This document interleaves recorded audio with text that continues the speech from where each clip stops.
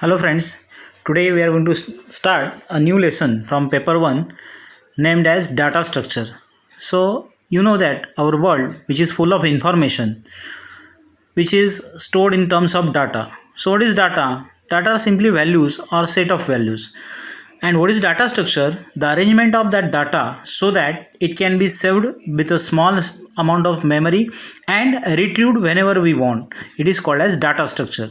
So before going towards actual subject, we want to learn some definitions related to it. So first definition is about data.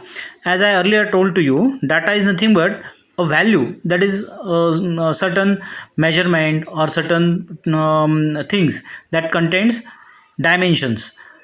So we can use elementary data or group data. Elementary data is a single data which cannot be subdivided. For example, our PIN code which cannot be divided, or our banking PIN numbers. So that are elementary data types. Elementary data types are used to identify the data while searching.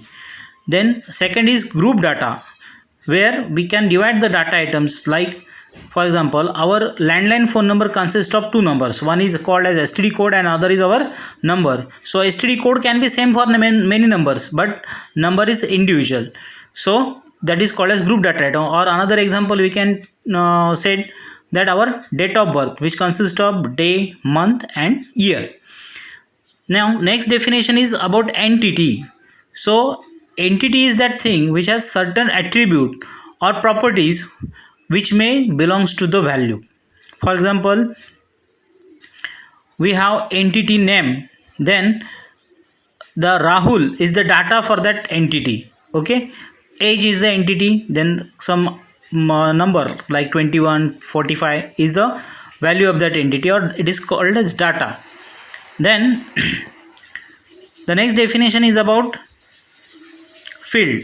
Field is a single elementary unit of information representing an attribute.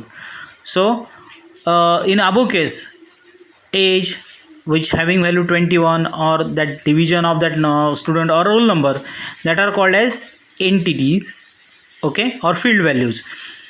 Next, record is a collection of field values of a given entity. For example, for a student, when we are collecting his name, then name can be divided into three different fields like first name, middle name, surname. Then its address consists of 2 or 3 lines. Then its roll number, age, etc, etc, etc. All these fields related to single student is called its record. And the last term is file, which is collection of all records. Suppose we have 80 students in a class, then collection of all the records of that 80 students consist of one file. So these are basic definitions we should know before going to a data structure. Out of these given definitions, any three definitions can be asked in the exam for 3 marks, 1 mark for each. Now first we have to learn what are two different types of data structures. So while arranging the data, how we are using memories for defining that data or storing that data depend upon that. There are two data structure. One is called as linear data structure.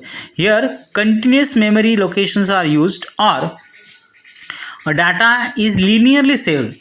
Though memory locations are not continuous, they can be saved by using some pointers so that they have linking. So these are called as linear data structure. For example, array is one of the best example of linear data structure. Then linked list. Okay, now second part is non-linear data structure, where we are arranging the data in certain steps or with the help of certain hierarchy. So in that case we have to give some step values or hierarchical values to that data. For example, tree is a hierarchical structure data which is non-linear data structure. Then record is also a level data structure which consists of different level numbers for the given record. So these are two different types of data structures that mostly we are using. Now what operations that we are referring for data structures, that are very important because we are learning algorithms based on that. So actually there are 6 different operations that can be performed on a data structure. The first operation is known as traversing. Traversing means accessing or visiting each element or each record of the system exactly once. For example, when we start our class, what we do first in the morning, what we will take presentee of each and every student. So that is nothing but traversing of a class. So we will attend every student once.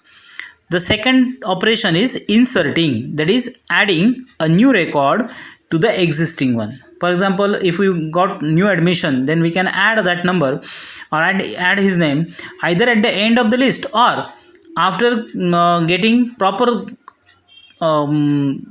value or proper roll number, we can place them as per the ascending or descending order. Next is deleting. Deleting means removing a record. Suppose somebody leaves from our college, then we are removing his name and a roll number allotted to him. That is called as deleting. Then searching. That is finding the location of record with given key values. Key value is important. As earlier I told you, the elementary data is responsible as a key value.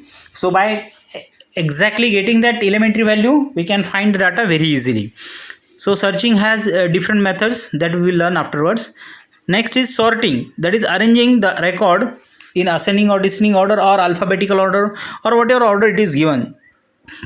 Sorting is helpful in searching. If we have sorted data, it may help us in finding the data values. And last one is merging. When we are merging or combining two or more data elements together or two different series sorted files, we can merge together. So these are different operations that can be performed on data structure. So in this lecture we will learn up to this. In the next lecture on Friday, we will learn about the linear array structure. Thank you.